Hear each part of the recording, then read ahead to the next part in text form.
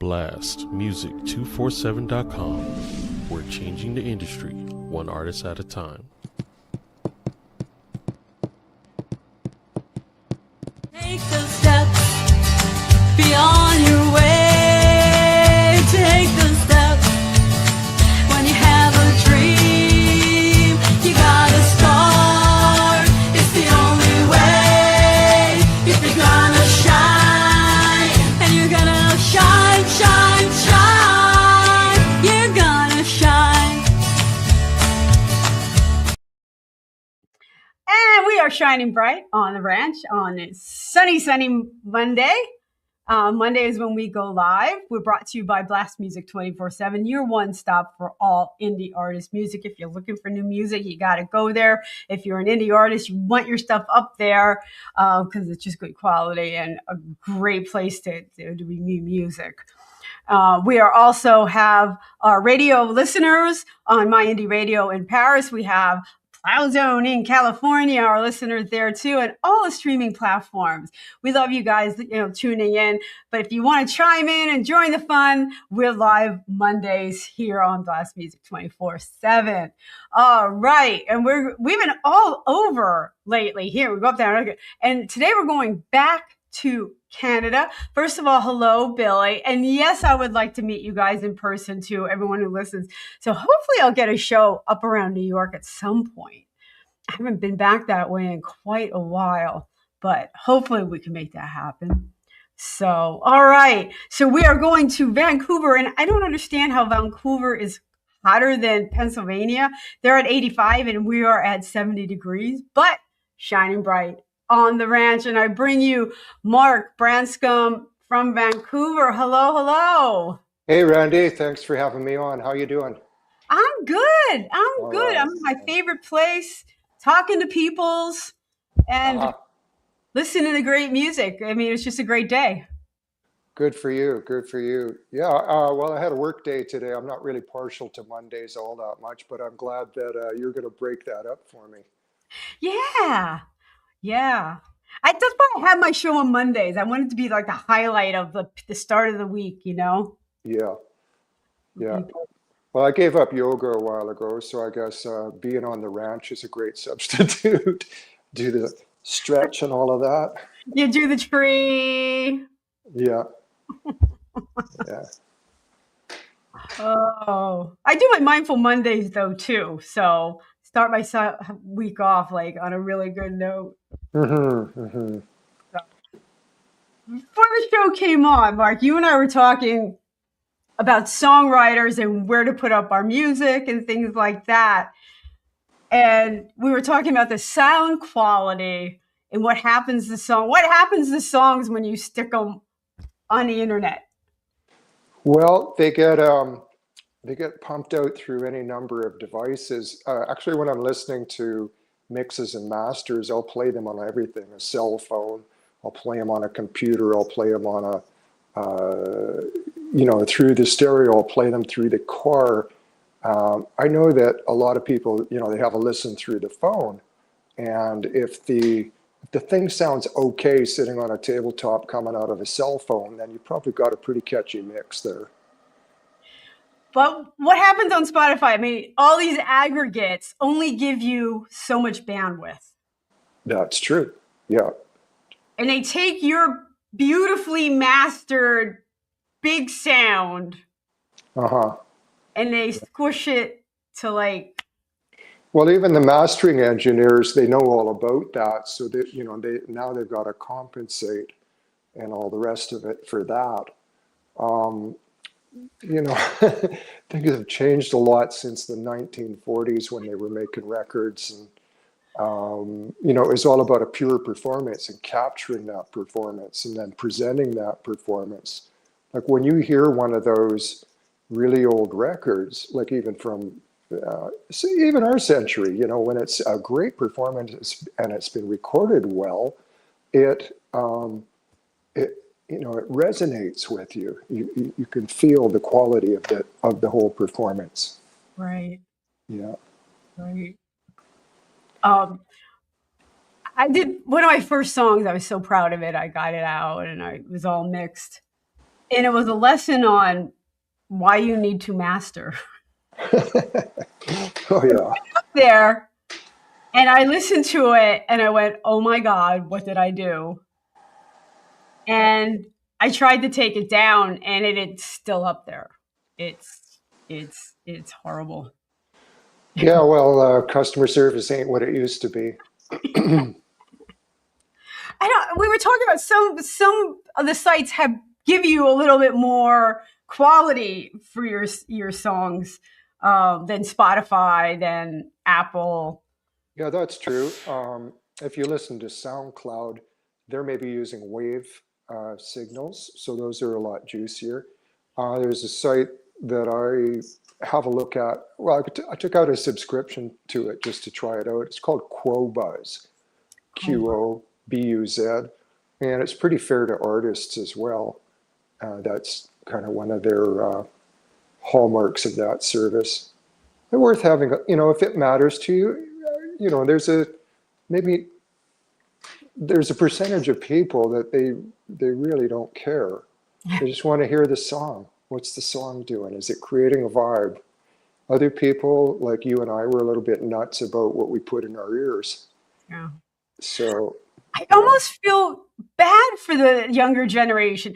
Well, yes and no, because they're listening through earbuds. And again, it's a compressed sound a lot of times. mm-hmm. And that's what they're used to. They're just going to hear a song maybe with a lot of bass, and they're missing the whole mix. And I think that's why vinyl is so popular now. Vinyl is outselling CDs and downloads and everything right now. Yeah, I don't know. Is it just a fad thing again? Vinyl?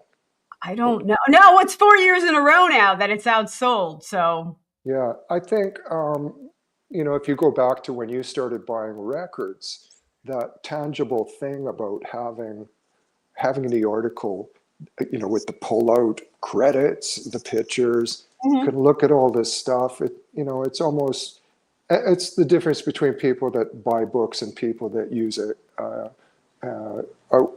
site to, what are they called? Kibble? Kibble's what I give the dog. yeah. Kindle, you can look at it on a screen, or you can turn the pages of a book, and hold the paper in your hands. And so that's the difference. It's the experience that you want. True. It's the experience that you want. And I think there's going to always be an audience that wants live music, that wants that experience, wants the experience, the music being produced. I would say, yeah, it's really around our hood here. It's gotten way more healthy for live music, coming out of using COVID as the marker for all of that.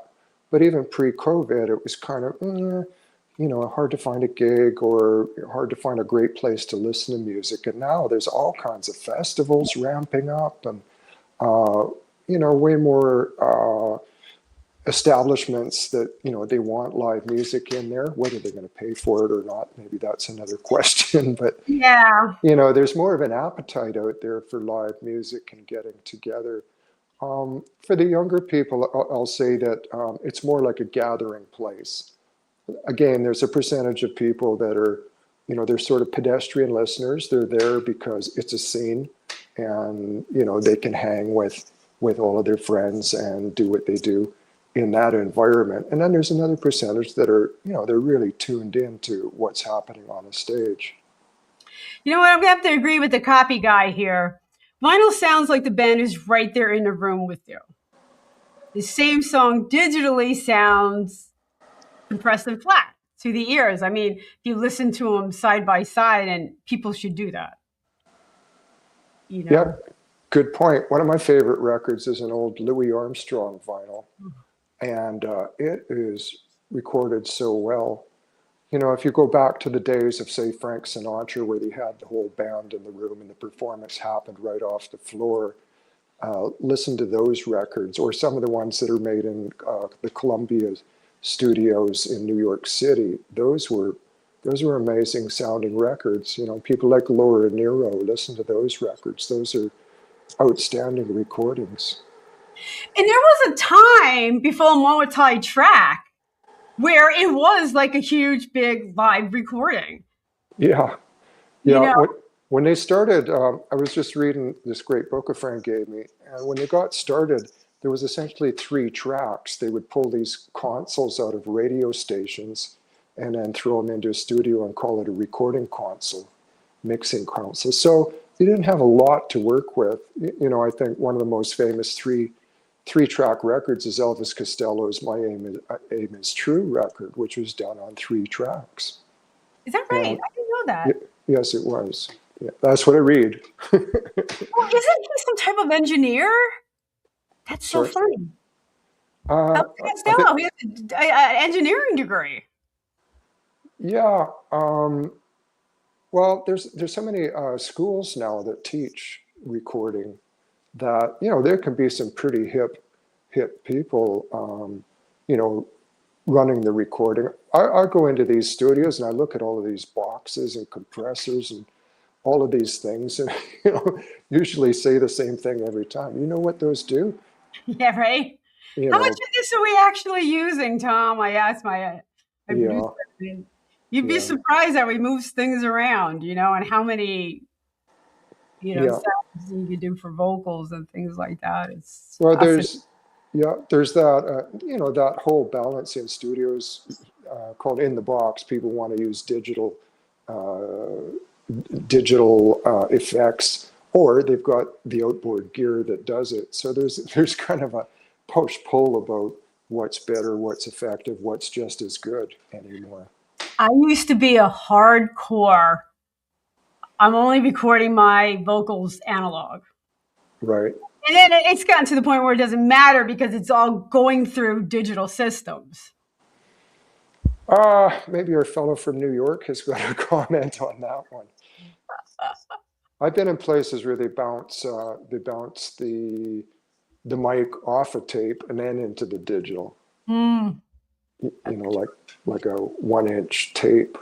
For I guess it warms it up. I thought it sounded pretty good. I think that would. Yeah, Who's yeah, got tape anymore? Oh my goodness. yeah, Okay, let's talk some music here. yeah. Because you can lead folk country, Americana, it's all Americana. And this song, the first one up, you were in a duo.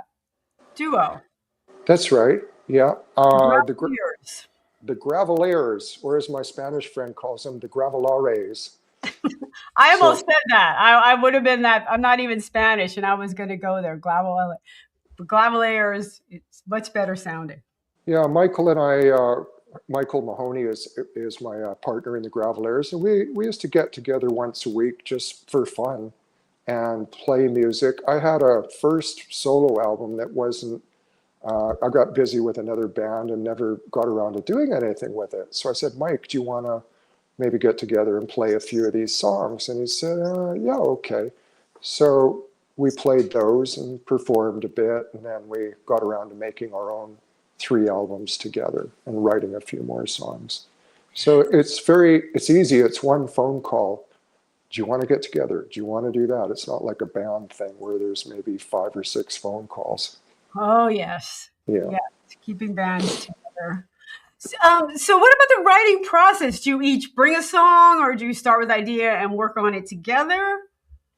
Yeah, we're pretty independent about that.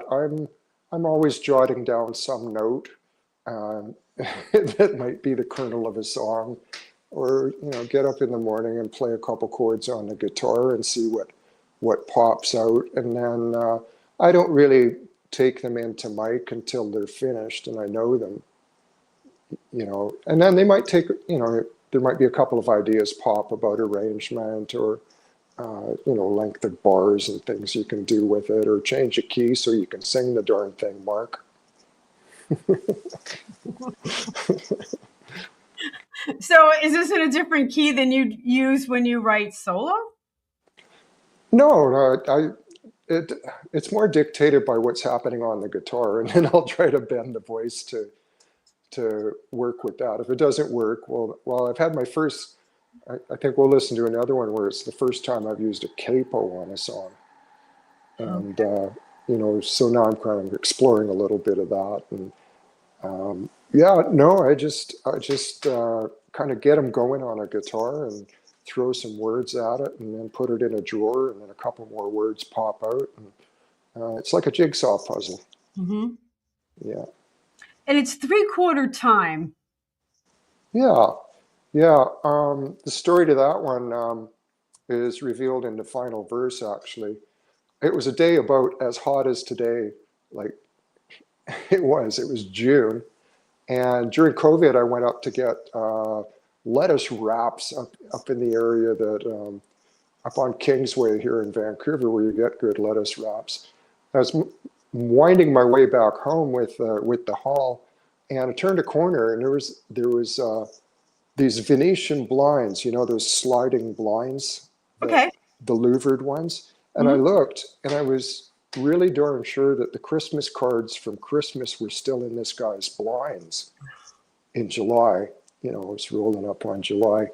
So, of course, you got to write a song about that. And That's funny. and I like 3/4 time stuff. I think I was listening to Nico Case at the time, and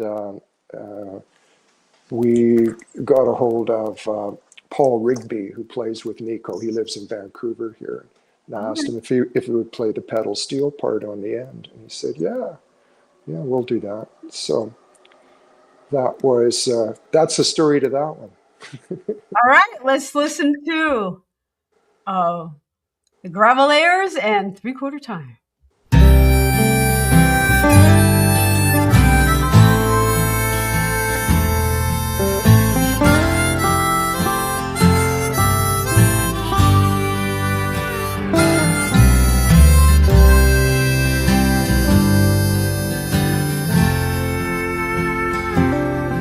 Well, I had it before, now I don't. Missed it in a while, I won't. Could chase it down again, but what for? There's always something else. You'll want more. Roses grow, they bloom for a while. Seasons turn in 3/4 time.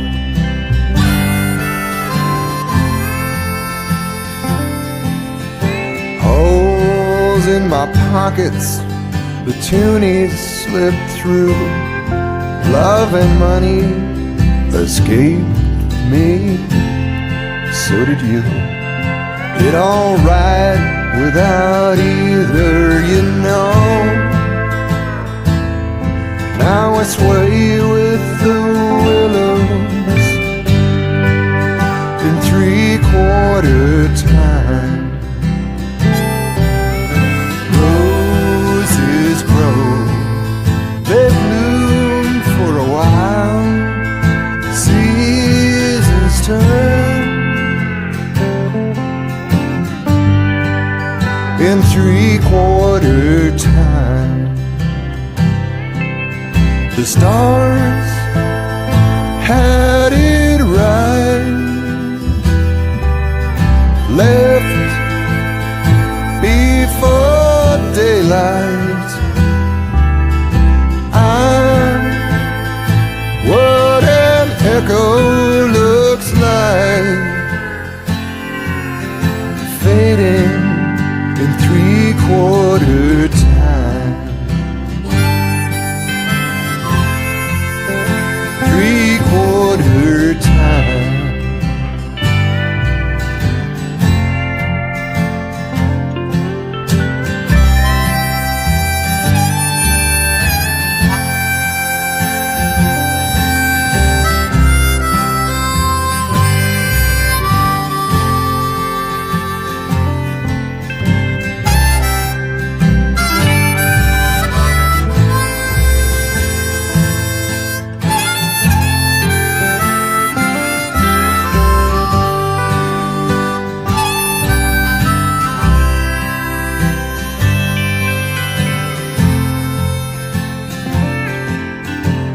Christmas cards curled in the blinds. It's rolling up on the 1st of July. Urgency passed this place by. Things get along fine here in 3/4 time. In 3/4 time. 3/4 time. 3/4 time. 3/4 time. 3/4 time.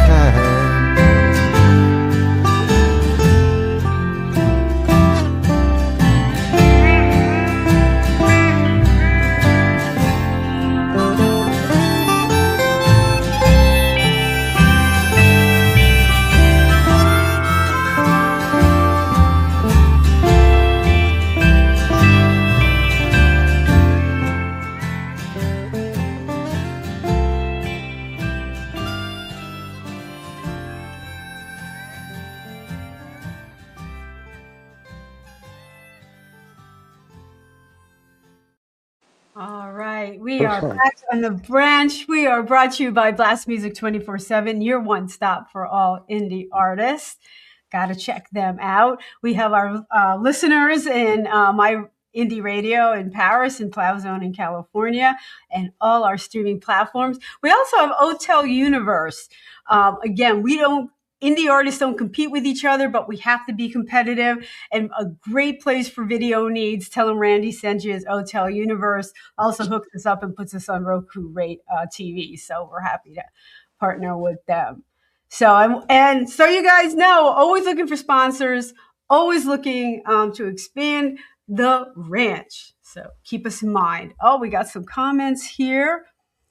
Love the expressiveness, the plaintive vocals and reflective lyrics, especially 3/4 time metaphor. Okay. It's a beautiful tune. And it is. Thank you. It is. And so that was with your duo. Now you're moving into your solo work with the blind leading the blind. How is that different? How do you set that up differently? Well, the album that all this comes off of is called Field Recordings. So as an indie person, you save up those recordings, save up your recording money to get into a studio when you can. And it took about 2 years to get around and do a few of these. I had a couple of, maybe before we get to the last tune, I'll tell you that story. This next tune we'll listen to, Blind Leading the Blind, was, thank you, was... Yeah, Billy says it's good stuff. All right. Saturday morning, I had a knock on the door, and I looked out, and there was this 15-foot high concrete Statue of Liberty on a cart in front of the house with a broken wheel. And this young fellow says, "Can we leave this here till we can get a new wheel?" I said, well, that's city land. If they leave it alone, fine with me. So... Wait, what's a Statue of Liberty doing in Vancouver? Well, it's like this. There's an artist that got renovicted, and he had built this Statue of Liberty. It was actually concrete, bare-breasted, and it had a cage below it with a couple of children in it, so you can kind of get the political statement there. Ah, okay. And I think that where he was living, they maybe got tired of it sitting in the front yard. So I said, yeah, fine, fine, leave it there, go get another wheel and whatever. And then I got to know the artist, and after 3 weeks, it was still there. So eventually I made a QR code and taped it to the base of this statue so people could use their phones and know about him. And so each day I would look out the window, is Liberty still with us? Is Liberty still with us? Well, there's a song in that. Yeah. So it came together kind of quickly, and coincidentally, a friend of mine, Paul Waltstetter, was doing an album called Acoustic Sessions. He's got an outfit called Wall of Sound here in Vancouver. Okay. And I had done a lot of work with him in the past, and he said, "Do you have an acoustic song you want to put on this?" And so I quickly finished it, and I said, "Yeah, when do you want to record it?" So it was pretty much one or two takes, and I think Paul put some guitar on it and maybe a beat or two, and it came out so nicely. So that, I put that one again in the drawer for when we've got all the 10 songs ready to go for this album. And then I think that's probably what got me thinking about the title. Is I'd been in about 3 different studios collecting these songs, and I remember Alan Lomax and his journeys around America, Scotland, Spain, collecting recordings for the Library of Congress. A lot of his recordings are there. Just music. He would carry a recorder in the trunk of his car, and whenever he found something interesting, he'd pull it out and record it. So there's amazing stuff in your Library of Congress down there. So I thought, well, okay, it's a bit similar. So it's in the Library of Congress with the Statue of Liberty in Canada. Yeah. So you don't shy away from political statements. No, I seem to do that on about any album. Yeah, I'm a great news hound. Your news is as colorful as you ever want to get. Okay, yeah, colorful, yeah. Between that and the Guardian stories daily, there's always something going on, and we've had a pretty good go round up in Canada with politics too. But the social aspects of things, I'm interested in all of that, and the world could be a great place if we gave it a chance. That's what I seem to observe most of the time. So yeah, a bit of that goes in there. I don't preach stuff, but I just if people want to feel something once in a while, and there's a guy around who might have that same feeling, well then great, we can relate to that together. The world would be a great place if some of the leaders would just get out of the way. Yeah. Just let us common folk run things. Yeah. I don't know. It is pretty crazy out there. It is. Yeah. Pretty crazy. Well, we've got a good shot at making it better. Yeah, let's all hope. All right, let's listen to Blind Leading the Blind.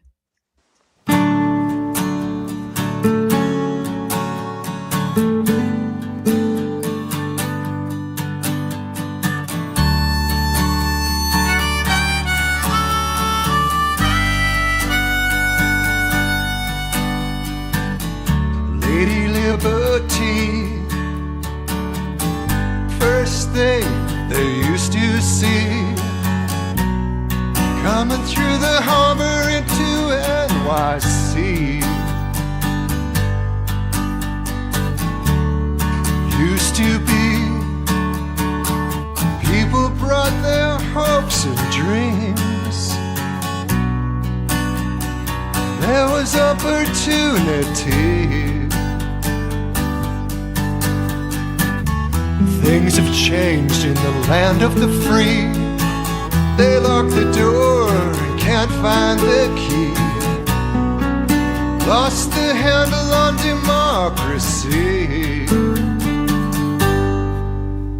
Well, I don't know if that's what she had in mind.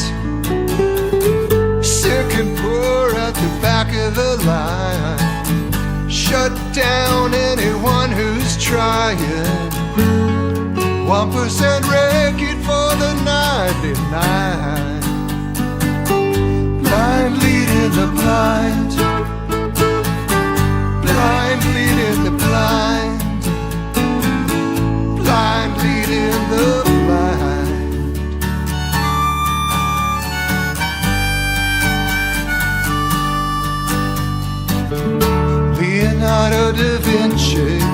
in the 15th century, chasing down his mysteries.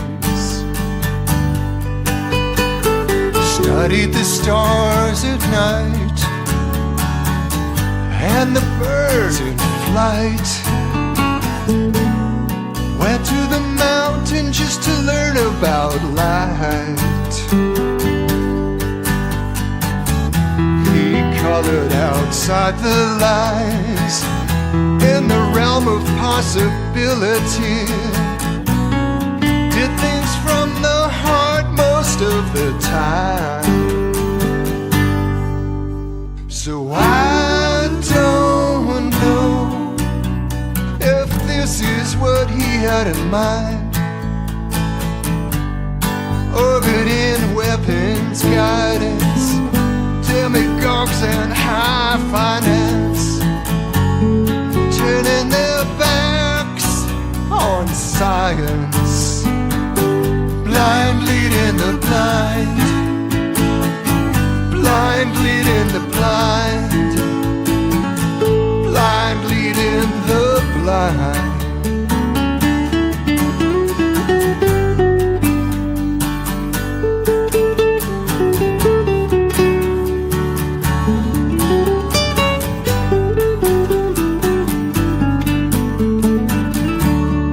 You can believe anything that you want. Believe someone's watching the flock. Believe in God, a maker, a creator, or whatnot. Believe a few people in this world.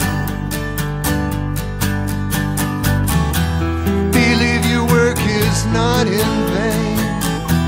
Believe things can be right again. Believe you won't ride that downbound train. Well, I don't know what anyone had in mind, driving the herd off of the mountainside. Disregard for the gift of life, flawed logic in the human design, blind leading the blind, blind leading the blind, blind leading the blind.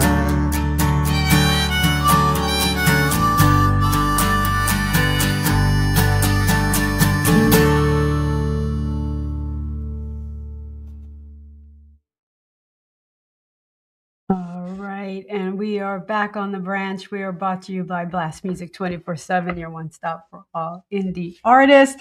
We would love our listeners. You didn't get to see the visuals on that video, which hope maybe you'll go back into YouTube and to find that some kind of cool visuals on that. And our listeners, My Indie Radio and Plow Zone, we love you guys. Hotel Universe. So. You know, political songs are tough because you want to make a statement, but you don't want to be a downer and turn people off either. Yeah, that's true. And I think political songs, you can date yourself quite easily if you're not careful. With that one, to me, there's hope. There's hope in there. Hope is a good form of protest. So, That's true. yeah. I'm just thinking, I'm hoping for a different president, but I'm not going there. I'm surprised, with all the renovations happening here in the United States, that Trump actually hasn't replaced Lady Liberty with his own statue. You know what? I don't really want to talk about that with you. I don't either. So, you're going to have to ride it through, people. Make sure you get out and vote for who's important to you. That's all you can do, isn't it? Right. And the dialogue's important too. I think the dialogue and real news reporting. There's a few people on Substack I read from the United States. I'm not going to put any names out there. You know who they are, and they're very good at what they provide for information for people. It's fact-based and it's got historical merit. Right. Right. But I like your approach of using hope. Like, hey, you don't like the way things are, but it can be better, and you have to hope for better.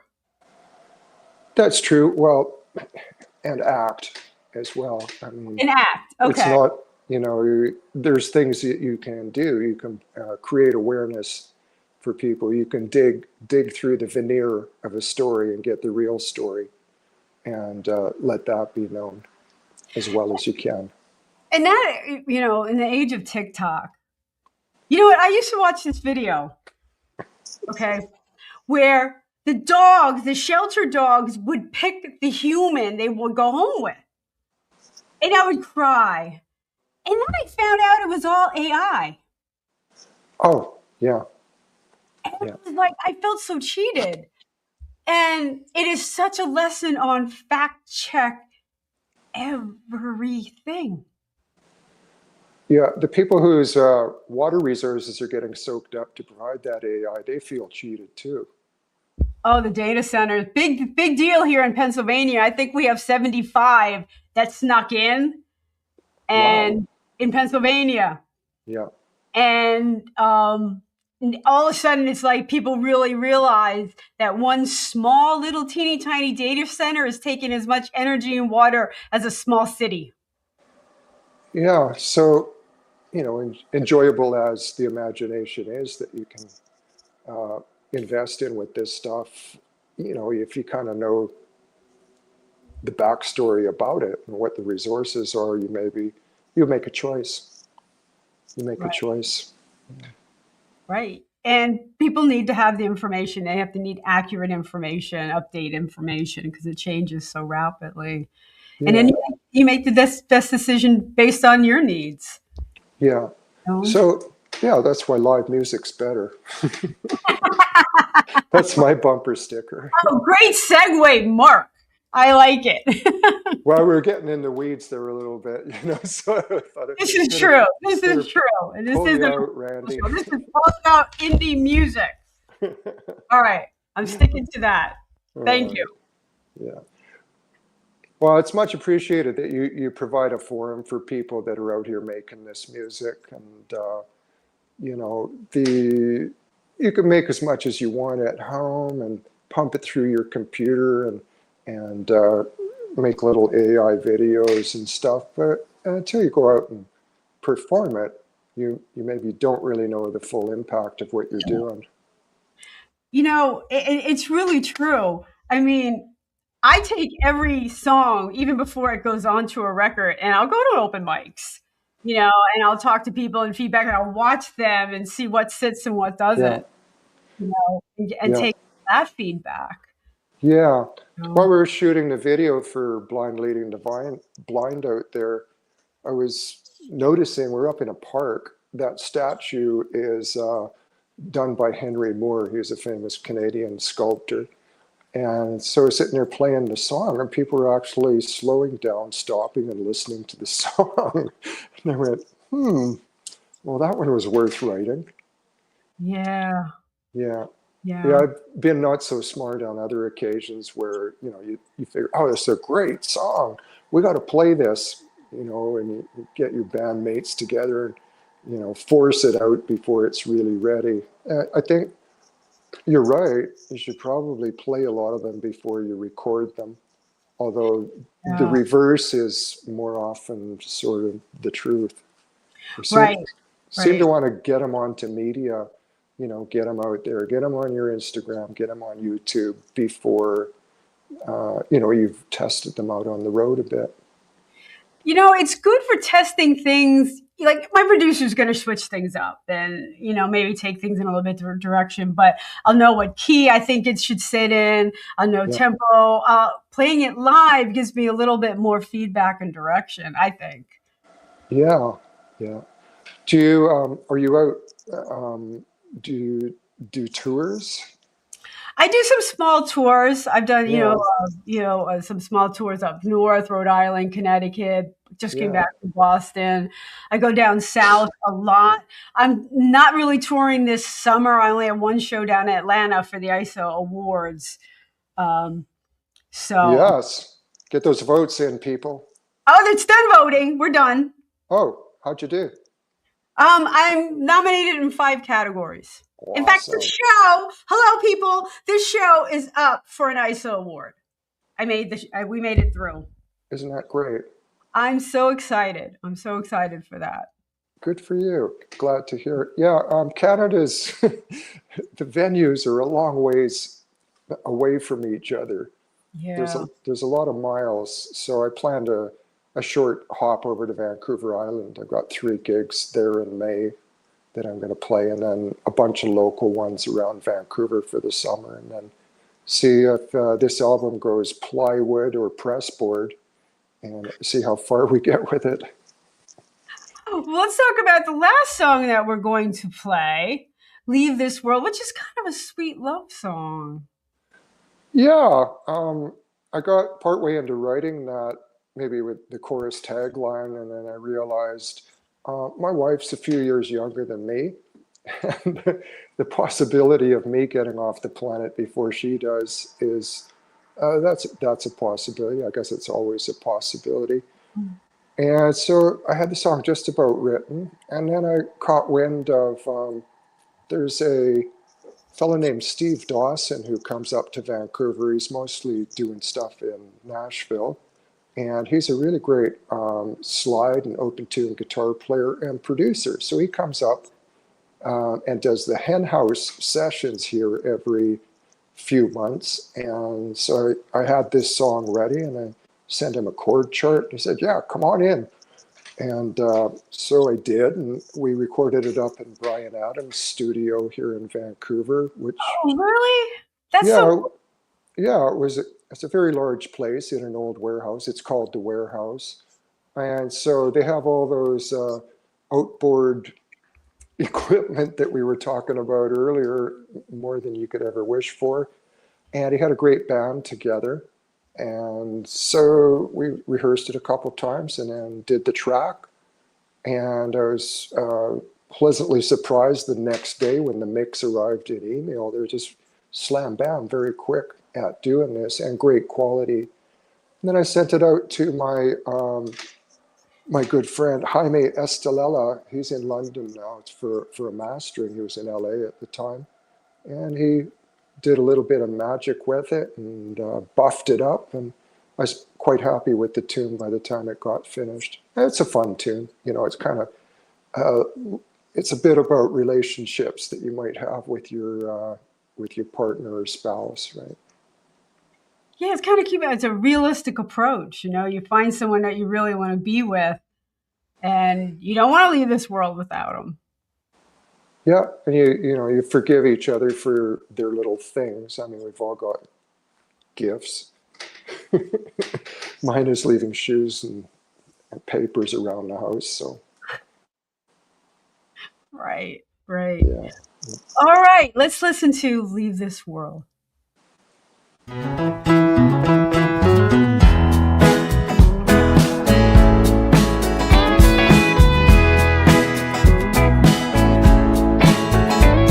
Who's gonna leave on that front porch light? Who's gonna wake you up in the middle of the night? Who'll be creeping upstairs carrying his shoes? Who's gonna ask me, hon, is that you? Who's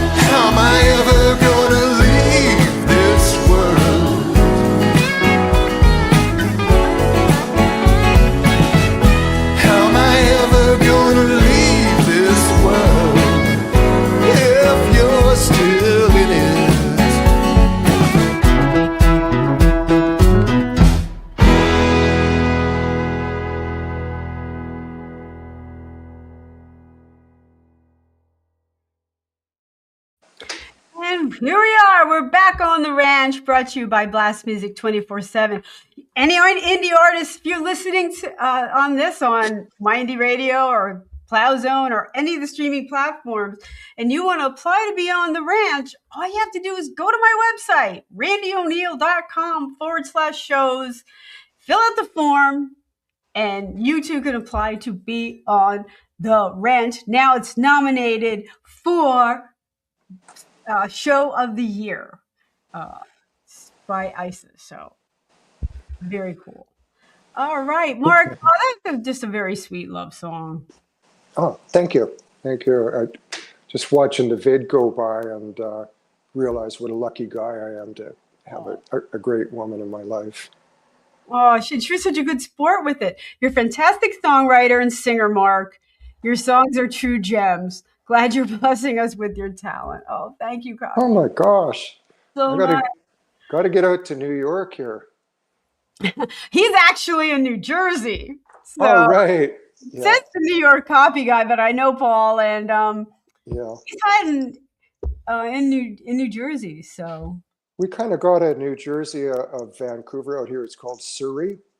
So I grew up out there. It's about 40 minutes south of Vancouver, and a lot of great music and musicians live out there, and it's all happening. And we're proud of our heritage. So you know what? And Canadians are really good to other Canadian musicians in that your radio stations have to play so many Canadian songs. yeah, I hope that doesn't leave too many Americans out in the cold. Or we've got a lot of content on there from all around the world. We are supportive here. I just went to a shout out, I guess, to the BC Country Music Association.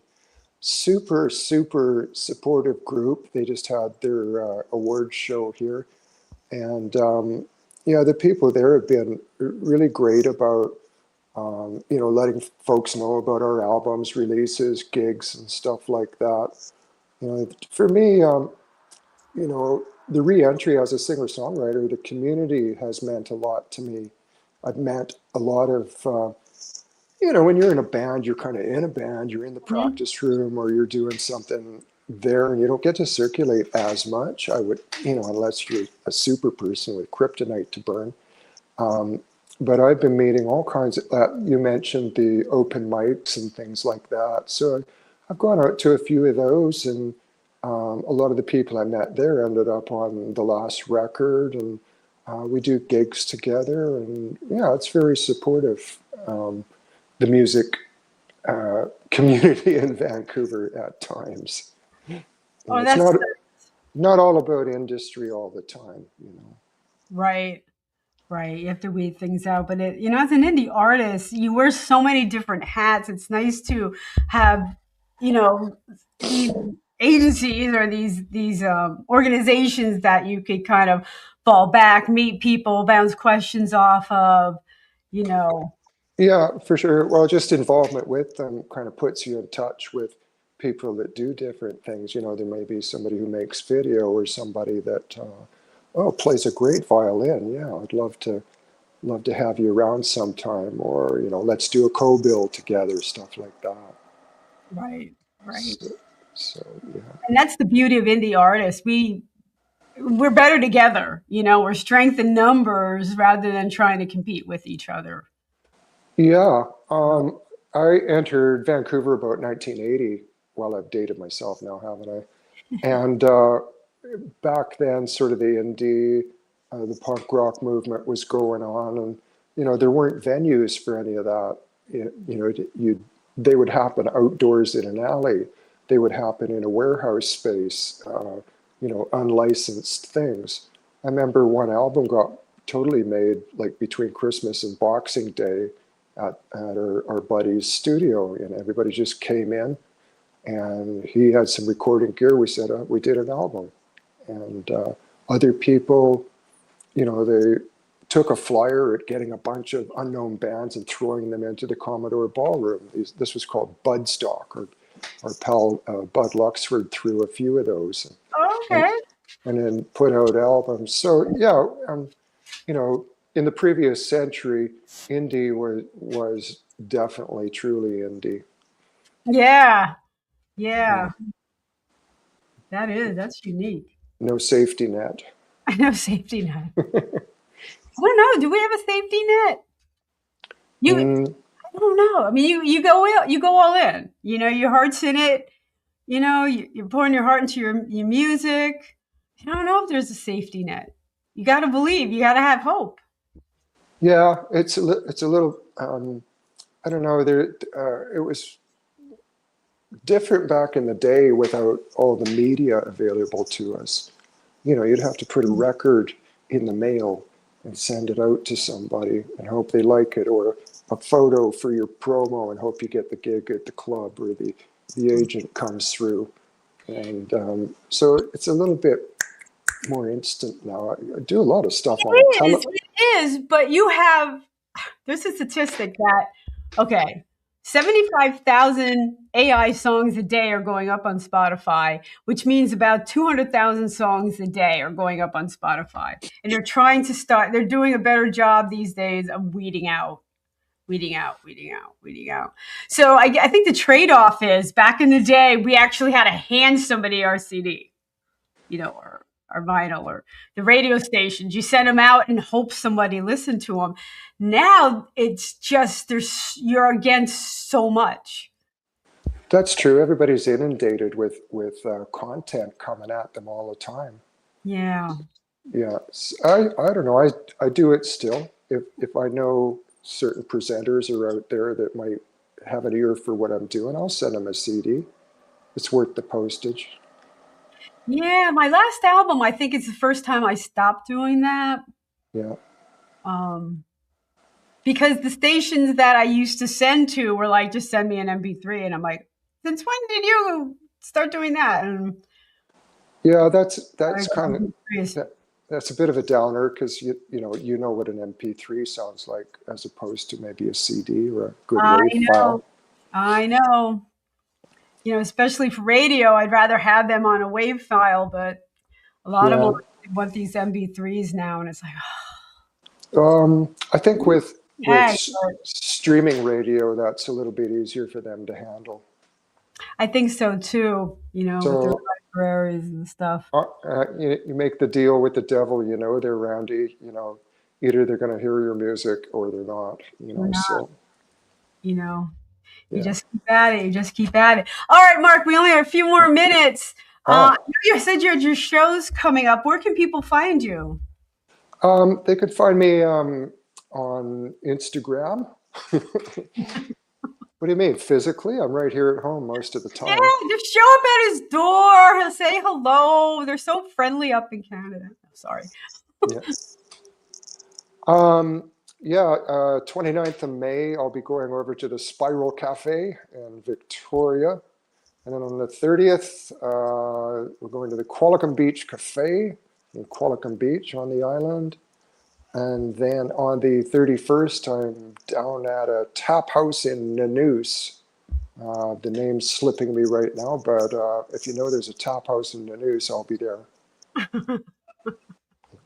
My music, yes, is on Spotify. It's on Apple Music.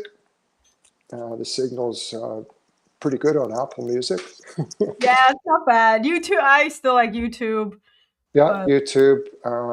I put my music out through CD Baby, so they broadcast it out through YouTube as well, so you can find it out there. Yeah. All the social media, I'm there, and happy to hear from you anytime. And send me a message. Let me know how you're doing. And thank you very much, Randie, and everybody out on the East Coast there. I've had a pretty good reception on the East Coast to my music. So yeah, and you know, we got listeners thinking this was a great show. Love listening to your music. That's lovely to hear. Thank you very much. All right, guys, we're here every Monday. We go live. This is show 98. I am 2 away from 100 shows. So really counting down, guys. Mark, thank you so much for being part of that countdown. I love my Canadian friends. Love my listeners. Mindy Radio's on Thursday, Plowzone's on Wednesday, and all the streaming platforms. You can find us in Roku TV. So hope to see you guys next week. Have a good one, guys.